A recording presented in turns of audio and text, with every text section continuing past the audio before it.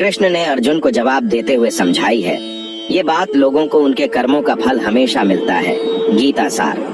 आपने महसूस किया होगा कि जो लोग अच्छे कर्म करते हैं वो परेशान रहते हैं, वहीं जो बुरे कर्म करते हैं वो खुशी से रह रहे होते हैं।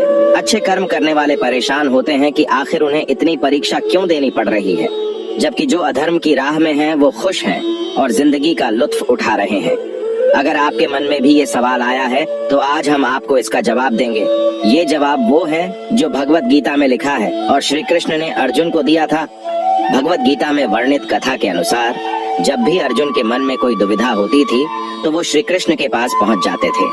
एक बार की बात है, अर्जुन ने भगवान श्री कृष्ण के समीप आकर कहा कि वो दुविधा में हैं और इसका जवाब वो श्री कृष्ण से चाहते हैं। श्री कृष्ण ने पूछा कि क्या सवाल है। अर्जुन ने कहा, मुझे ये जानना है कि अच्छे लोगों के साथ हमेशा बुरा ही क्यों होता है, वहीं बुरे लोग खुशहाल दिखते हैं। अर्जुन के मुंह से ऐसी बातें सुनकर श्री कृष्ण मुस्कुराए और कहा, मनुष्य जैसा सोचता है और महसूस करता है वैसा कुछ नहीं होता है, बल्कि अज्ञानता की वजह से वो सच्चाई नहीं समझ पाता है। अर्जुन उनकी ये बात समझ नहीं पाए। इसके बाद श्री कृष्ण ने क्या कहा वो जानते हैं। श्री कृष्ण ने अर्जुन से कहा, पार्थ, मैं तुम्हें एक कथा सुनाता हूँ, उसे सुनकर तुम समझ जाओगे कि हर प्राणी को उसके कर्म के हिसाब से ही फल मिलता है। प्रकृति हर किसी को अपनी राह चुनने का मौका देती है। अब वो मनुष्य की इच्छा पर निर्भर करता है कि उसे धर्म की राह चुननी है या अधर्म की। कथा शुरू करते हुए श्री कृष्ण ने कहा, एक नगर में दो पुरुष रहा करते थे। एक पुरुष व्यापारी था जिसके जीवन में धर्म की बहुत महत्ता थी। वो पूजा पाठ में यकीन रखता था। वो हर रोज मंदिर जाता था और दान धर्म भी करता था और हर रोज भगवान की पूजा करता था। वहीं दूसरा पुरुष बिल्कुल विपरीत था। वो हर रोज मंदिर तो जाता था लेकिन पूजा करने नहीं, बल्कि मंदिर के बाहर से जूते चप्पल चुराने। उसे दान और धर्म से कोई लेना देना नहीं था। समय बीतता गया और एक दिन बहुत जोर की बारिश हो रही थी। इस वजह से मंदिर में पुजारी के अलावा कोई नहीं था। ये बात जब दूसरे पुरुष को पता चली तो उसने कहा कि ये सही मौका है मंदिर का धन चुराने का। पंडित से नजर बचाकर उसने मंदिर का सारा धन चुरा लिया। उसी समय धर्म कर्म में विश्वास रखने वाला व्यक्ति भी मंदिर पहुंचा। दुर्भाग्य से मंदिर के पुजारी ने उसे ही चोर समझ लिया और चिल्लाने लगे। वहां लोग एकत्र हो गए और उसे बहुत मारा। किसी तरह वो बचते बचाते वहां से निकला तो दुर्भाग्य ने उसका साथ वहां भी नहीं छोड़ा। मंदिर के बाहर वो एक गाड़ी से टकरा गया और घायल हो गया। फिर वो व्यापारी लंगड़ाते हुए घर जाने लगा तो रास्ते में उसकी मुलाकात उस पुरुष से हुई जिसने मंदिर से धन चुराया था।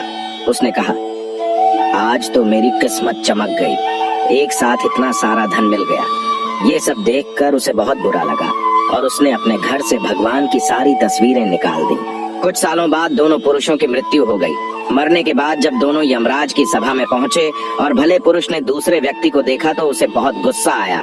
उसने क्रोधित होकर यमराज से पूछ ही लिया, मैं तो हमेशा अच्छे कर्म करता था, दान में विश्वास रखता था, उसके बदले जीवन भर मुझे अपमान और दर्द ही मिला और इस व्यक्ति को नोटों से भरी पोटली।